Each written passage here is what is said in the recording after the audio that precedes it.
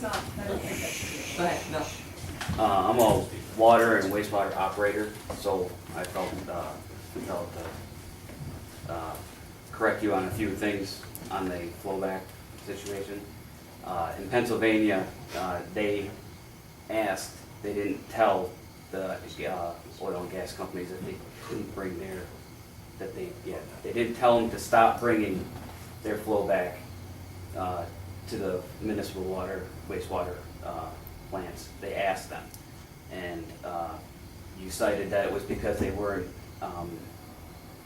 equipped to handle the type of material. That is true to a point. Now, in New York State and Pennsylvania, you get a permit, a discharge permit. And it tells you what your requirements are and how many gallons per day that you're allowed to average. Mm-hmm. Now, I can't speak for all cases, but in the majority of the cases, it was a volume issue that they were not capable of treating. So, and if you want to look at wastewater. Are we still talking about sewage treatment plants? I'm talking about sewage treatment plants. Okay, yeah. Municipal ones. Well, go ahead. So to say that they weren't equipped to treat them, you're right, but it's kind of misleading saying that it was because of the chemicals. Now, the makeup of wastewater from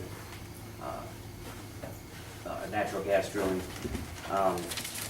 is different than what you would see at a municipal system. Now, if you want to say that they're worse, that's fine.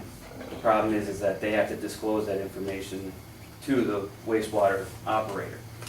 And the difference is that when you flush your toilet, you don't disclose what you flush down the toilet or go down the drain to the wastewater plant. So the stuff that you can find would definitely surprise you that if you wanted to test for it at the wastewater plant. And thirdly, you made a comment that they're bringing their flow back to Ohio.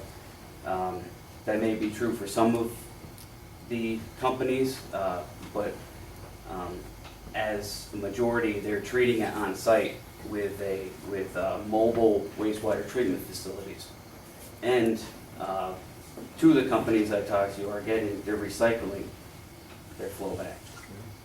So it's not like they're taking the same amount of water to frack these wells all the time. They're reusing the water, they're treating it, and reusing it. So, and I have the materials that they're treating for: barium, sodium, calcium. Strontium. Right. Are you? I'm not done. They also, the DEP does also do random tests and numerous tests on many materials. And the chemicals that everybody thinks that they're putting in, and that's what your water is going to be polluted with, they could test the water that they're using in the frac with that chemical you're using, and with the volume and the amount of chemical that you're using, will pass safe drinking law in Pennsylvania. We saw that in Dimmock, that'll pass the safe drinking law. No, I'm saying like, That's right.